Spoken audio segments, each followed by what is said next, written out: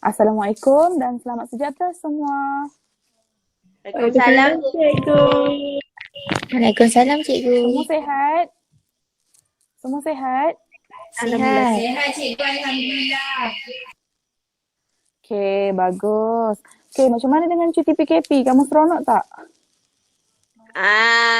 Tak seronok cikgu, tak pergi mana-mana. Betul. Cikgu rasa kamu lagi suka kelas online ke atau kelas bersemuka? Bersemuka cikgu, jumpa orang. Kat sini jumpa mak bapak je. Macam kena marah je hari-hari. Okey, tak apa. Okey, macam ni cikgu akan sambung pengajaran cikgu pada minggu lepas. Kita masih lagi dekat topik apa tu? Yang sama, itu bab 9. Jadinya hari ini kita akan teruskan apa yang kita dah belajar minggu lepas. Okey, boleh? Boleh cikgu? Boleh. Slide yang seterusnya kita akan tengok.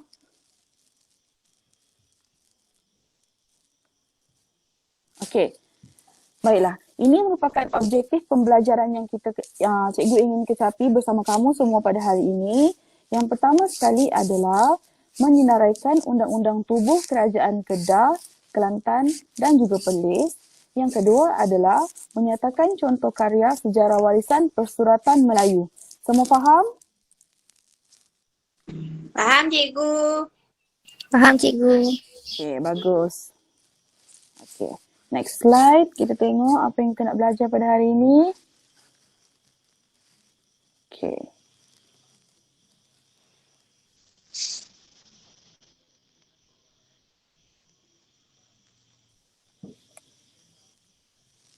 Okey.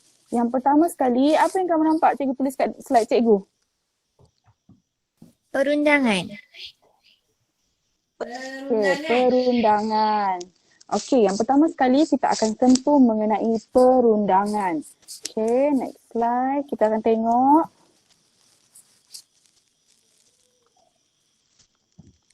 Okey, ini merupakan pengenalan.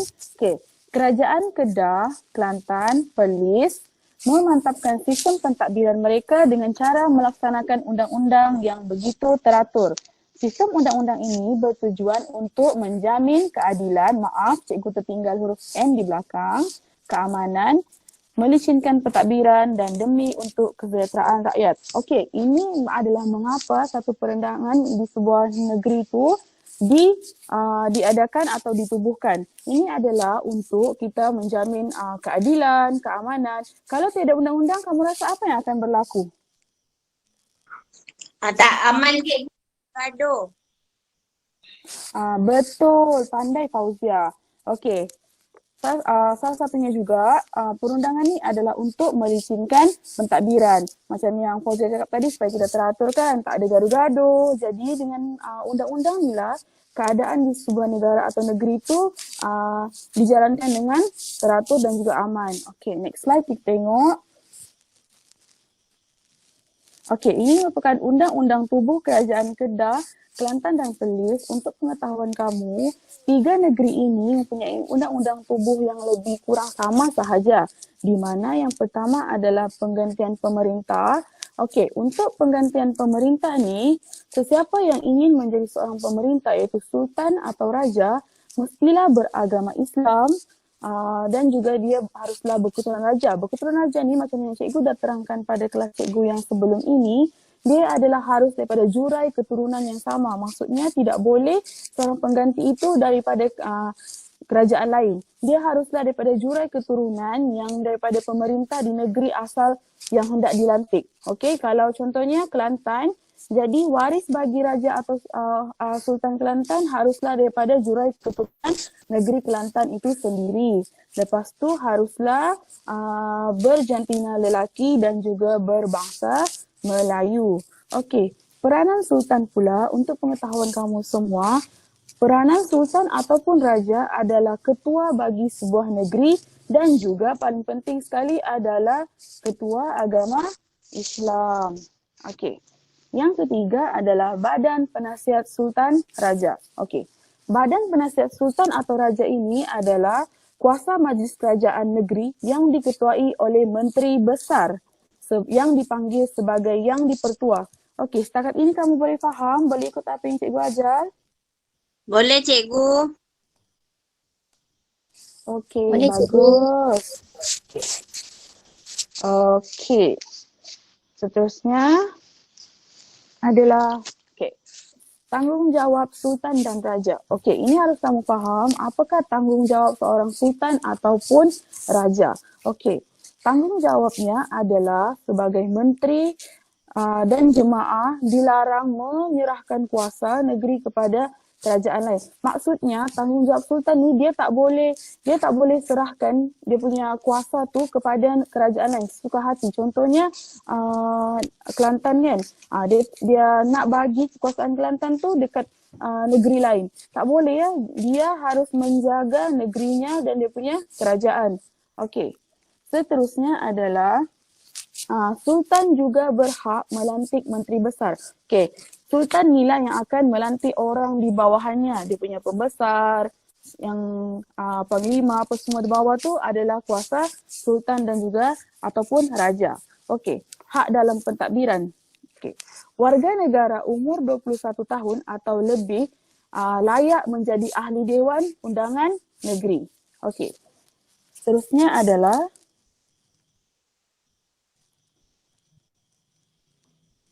persuratan. Okey, kita akan tengok persuratan. Okey, next. Okey.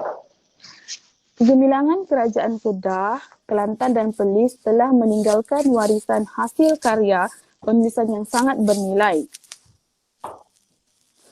dan masih kekal sehingga hari ini. Karya-karya persuratan ini masih menjadi rujukan utama dalam kewujudan sebuah kerajaan. Okey, kalau kamu tengok di bawah ni, cikgu telah sertakan beberapa contoh-contoh warisan persuratan yang kamu boleh tengok di bawah ni. Okey, boleh siapa-siapa sebutkan apa contoh-contoh yang cikgu bagi dekat bawah? Syair Sultan Maulana. Lepas tu Hikayat Merumah Wangsa dengan Al-Tarikh Salasilah Negeri Kedah. Fuyo, nama dia susah. Okey, jadi untuk pengetahuan kamu, persuratan-persuratan inilah yang menjadi panduan dalam membangunkan sebuah kerajaan. Yang inilah sampai sekarang dia masih ada lagi disimpan dan inilah yang menjadi panduan dan juga rujukan utama untuk kewujudan sebuah kerajaan. Macam mana sebuah kerajaan tu boleh dihasilkan, dibangunkan. Okey. Seterusnya adalah Cikgu. ya, Amalina. Persuratan tu apa dia, cikgu? Apa dia, Amalina? Persuratan tu dia macam mana? Persuratan tu macam mana? Dia macam Okey. karya ke?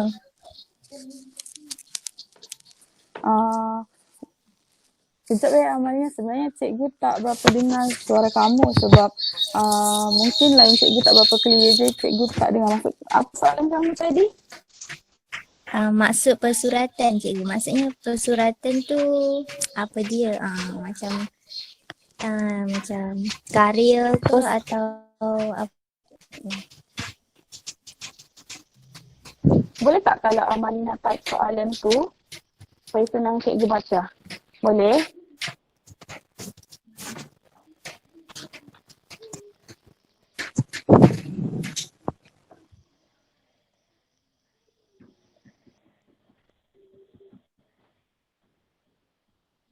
Okey. Soalan Amalina adalah persuratan tu maksud dia apa? Okey. Persuratan ni sebenarnya kalau kamu boleh tengok dekat buku teks. Okey. Persuratan ni merupakan satu karya tulisan yang contohlah. Okey, sebagai contoh ya, cikgu bagi kamu contoh macam yang dekat bawah ni adalah Hikayat Merung Mahawangsa. Okey, Contoh macam hikayat Morong Mawangsa ni, dia ada satu hasil persuratan iaitu dia menceritakan bagaimana kerajaan Kedah tu diasaskan dan pembukaan kota pentadbiran di Kedah. Jadi kiranya satu-satu persuratan ni dia menerangkan bagaimana sebuah kerajaan tu dibentuk, dan juga dalam satu-satu persuratan ni dia ada kisah dia tersendiri. Jadi Amalina boleh faham? Boleh cikgu. Terima kasih cikgu. Okey, jelas Okey, Jelas. seterusnya adalah next slide, kita tengok kesenian.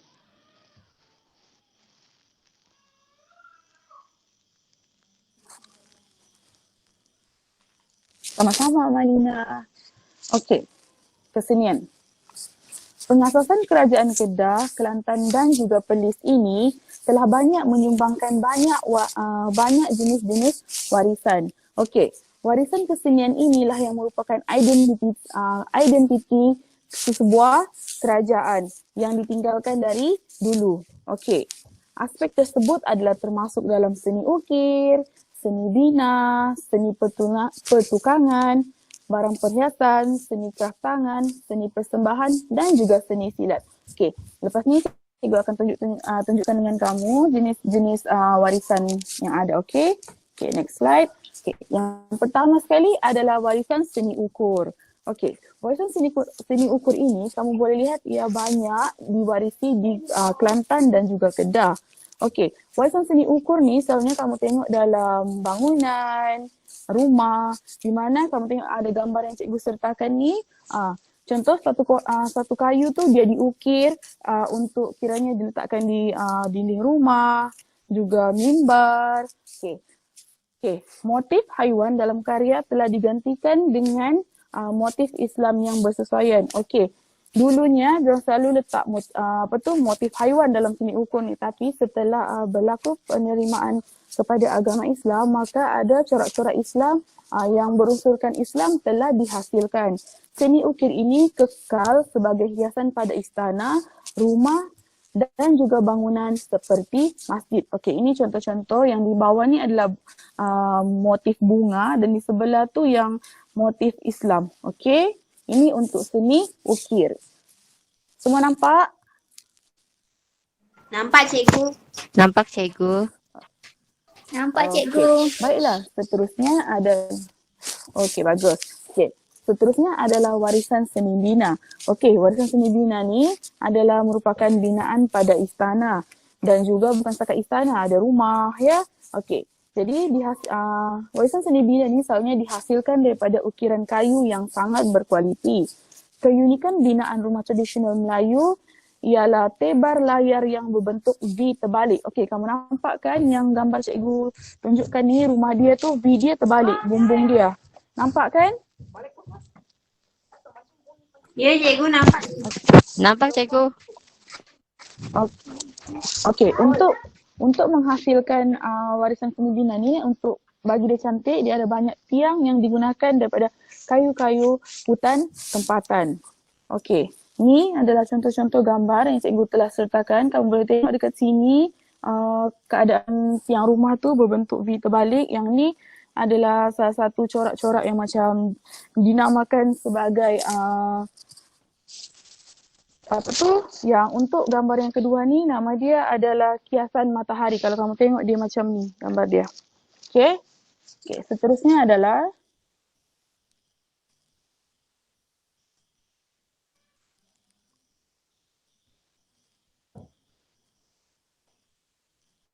sekejap, kita tunggu next slide.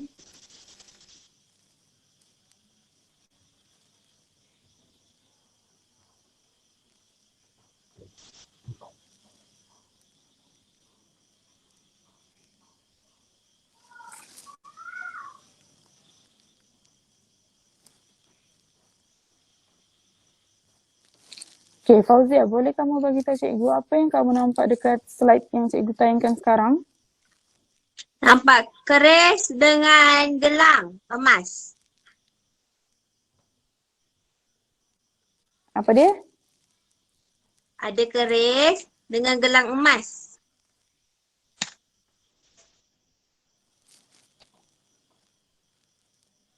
Ada Cikgu barang tak, perhiasan cikgu tak dengan dengar. barang pertahanan. Oh, okey. Mungkin slide depan cikgu ni yang tak berubah. Tapi dengan kamu dah berubah kan? Kamu nampak warisan seni, pertukangan dan barang perhiasan kan? Ya, cikgu. Okey, tak apa, tak apa. Okey. Seterusnya adalah warisan seni pertukangan dan juga barang perhiasan. Okey. Pertukangan barang perhiasan daripada emas dan perak telah menyerlahkan kreativiti masyarakat tempatan. Okey. Untuk warisan seni pertukangan ni kamu boleh tengok pertukangan seperti keris. Keris ni banyak dihasilkan di negeri Kelantan kerana masa itu pengeluaran keris di Kelantan ni sangat tinggi. Selain itu, untuk barang perhiasan juga, kamu boleh tengok masyarakat tempatan mula pandai mengukir emas. Ya, kiranya perhiasan ni adalah khususnya untuk wanita lah. Kamu boleh tengok di gambar yang cikgu sertakan ni ada gambar gelang emas. Siapa sini yang suka gelang emas? Saya, cikgu. Saya Oh, dia suka. suka. Saya cikgu. Selalunya perempuan memang suka barangan kemas kan? Okey. Jadi inilah salah satu kenapa warisan seni perhiasan ni dapat ditonjolkan sebab masyarakat dulu sudah pandai mengukir, jadi mereka pun menghasilkan barang perhiasan untuk kaum wanita. Okey. Seterusnya adalah warisan kraftangan. Okey, kraftangan ni kalau kamu lihat dia sampai sekarang, sampai zaman yang kini pun kita masih tengok lagi ramai yang mempromosikan kraftangan. Okey, kalau kamu tengok sekarang, apa hasil kraftangan yang masih lagi dipopularkan? Wow cikgu, wow. Layang-layang. Wow. Batik. Okey, betul. Batik cikgu. Okay, kalau kamu selalu tengok dekat TV, diorang pun akan selalu tayangkan, mereka akan promosikan beli sarung batik, kain batik kan, batik Terengganu. Semua pernah dengar kan? Pernah cikgu. Pernah cikgu. Jadinya warisan seni kraftangan ni adalah berkaitan dengan kreativiti hasil kraftangan masyarakat seperti anyaman, tikar dan juga bakul rotan. Okay. Untuk contohnya Kelantan terkenal dengan warisan pembuatan wow dan juga batik. Okey, ni pun ada contoh-contoh gambar batik dan juga wow. Okey. Seterusnya adalah warisan seni persembahan. Okey. Okey. Untuk warisan seni persembahan ni pula, okey. Semua tahu kan apa fungsi seni persembahan tu? Okey, seni persembahan ni adalah untuk menghiburkan masyarakat. Okey. Contoh-contoh seni persembahan yang dulu kita boleh lihatlah warisan daripada dulu adalah wayang kulit dan juga mek mulung. Okey, ini adalah contoh gambar wayang kulit ya. Okey. Seterusnya adalah yang terakhir sekali adalah ni adalah warisan yang terakhir, warisan seni silat. Okey, warisan seni silat ni yang kita boleh tengok, silat ni dia ada bermacam-macam jenis lah. Silat rimau, silat gayung. Okey. Fungsi utama silat pada zaman dahulu sebenarnya adalah untuk mempertahankan diri. Tapi untuk masa sekarang, kebanyakan silat ni digunakan untuk persembahan dalam sebuah majlis. Okey, sebagai contoh dalam majlis perkahwinan. Okey, macam penerangan yang cikgu bagi di sebelah ni, kamu nampak dekat slide cikgu. Seni silat ni adalah satu kepandaian berjuang dengan menggunakan ketangkasan, menyerang dan mempertahankan diri. Namun sekarang banyak dijadikan persembahan istimewa lah dalam sesebuah majlis. Okey, setakat ni semua boleh faham apa yang cikgu dah terangkan banyak-banyak tadi? Faham, cikgu. Faham, Okey. cikgu. Jadi hari ni cikgu dah ajar berapa elemen yang penting? Perundangan, Topik utama ada berapa? Perundangan, persuratan, Seni dan persuratan, warisan. seni dan warisan. Seni. Okey, bagus. Alhamdulillah. Okey, bagus. Nampaknya kamu boleh faham apa yang cikgu bagi tahu. Okey, yang seterusnya adalah uji tahap kefahaman anda. Okey, di sini cikgu ada sediakan 5 soalan. Jangan risau, soalan cikgu mudah sahaja. So, di sini cikgu ada sertakan 5 soalan. Okey, jadinya cikgu akan panggil secara random dan cikgu akan soal. Okey, boleh semua? Jangan panggil nama saya cikgu, saya takut. Panggil nama Fauzia, Soalannya? cikgu. Selalunya yang takutlah ni cikgu akan panggil ataupun yang senyap, okey? Okey, pertama sekali soalan dia adalah siapakah yang mengetuai Majlis Mesyuarat Kerajaan Negeri? Menteri Okey, Besar. cikgu nak ya, cikgu dah sebut tadi. Okey. Cikgu nak Amalina yang jawab. Apa jawapan dia, Amalina? Menteri Besar ke cikgu? Betul tak? Cikgu nak kamu type boleh? Okey. Sebab kadang-kadang suara kamu cikgu tak dengar jelas. Jadi cikgu nak kamu type boleh?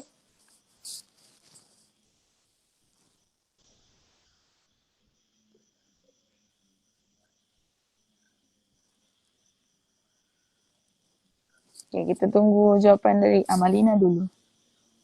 Dah cikgu. So, Hidayah terus pergi bila cikgu buat soalan ya. Dia datang balik. Okay, kita tunggu jawapan daripada Amalina. Cikgu dah tulis dah. Sekejap. Dan cikgu lambat. Kamu dengar? Oh, cikgu lambat. Sekejap minta maaf sebab line cikgu tak berapa nak okey. Sekejap ya cikgu. Okey, dapat dah jawapan daripada Amalina, Menteri Besar. Okey, betul. Jawapan Amalina betul. Okey. Yeay. Soalan yang seterusnya. Tahniah Amalina. Okey, soalan yang seterusnya, nyatakan hak rakyat dalam pentadbiran. Okey, cikgu nak Fauzia yang jawab.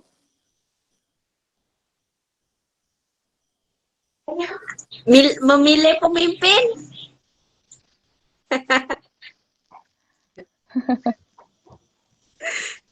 Hak bersuara. Okay, Fauzia. Hak mengundi, hak milih pemimpin. Okay, bagus. Yeay, pandainya Fauzia. Yeay. Saya pandai dan cantik. Okay, jawapan dia tu betul. Okay. Siapa sahaja yang ni dia dah boleh yang berumur 21 tahun telah mempunyai kebolehan ataupun dia mempunyai kuasa untuk melantik ahli dewan. Okey. Soalan yang seterusnya, apakah motif yang sering digunakan dalam warisan seni ukir? Cikgu nak Alicia yang jawab. Boleh Alicia?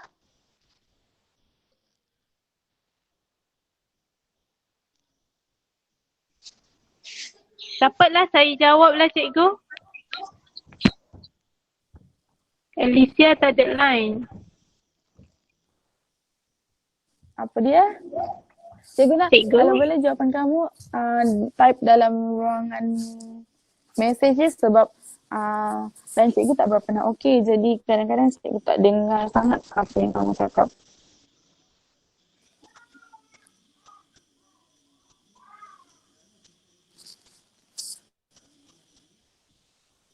Dah ada jawapan ke cikgu yang tak nampak tu ni?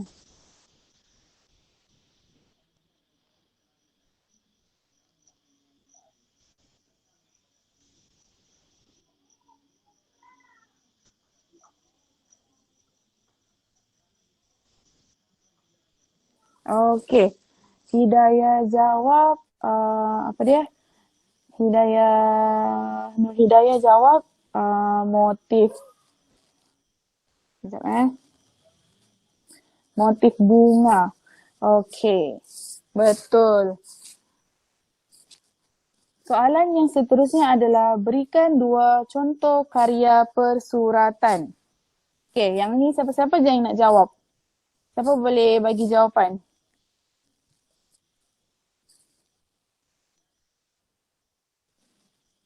Cikgu, saya tahu satu je, cikgu. Tak apa. Okey, bagus. Hikayat Meruk Mahawangsa. Ada lagi satu. Salatus Salatin. Okey, yang ni walaupun cikgu tak sebutkan kat dalam. Okey, ini jawapan Nur Hidayah cikgu terima. Jawapan Hidayah Nasri pun betul. Tahniah. Hikayat Salasila Kedah. Okey, betul.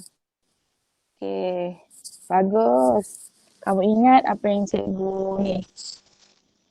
Okey, soalan yang seterusnya, yang terakhir kali. Okey, berikan 2 contoh hasil warisan kraftangan. Apa tadi warisan kraftangan? Ada gambar cikgu tunjuk. Ada 2 juga gambar yang cikgu sertakan. Batik dan wow bulan. Alice jawab batik. Okey, wow dan batik. Okey, bagus. Alhamdulillah. Semua jawapan yang kamu berikan adalah betul. Tahniah. Okey. Itu sahaja pengajaran cikgu pada hari ini. Okey, cikgu nak seorang bagi kesimpulan apa yang kita ada belajar pada hari ini. Boleh? Seorang volunteer.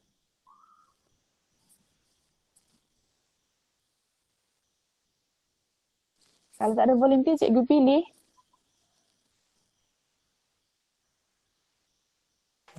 Cikgu saya lah.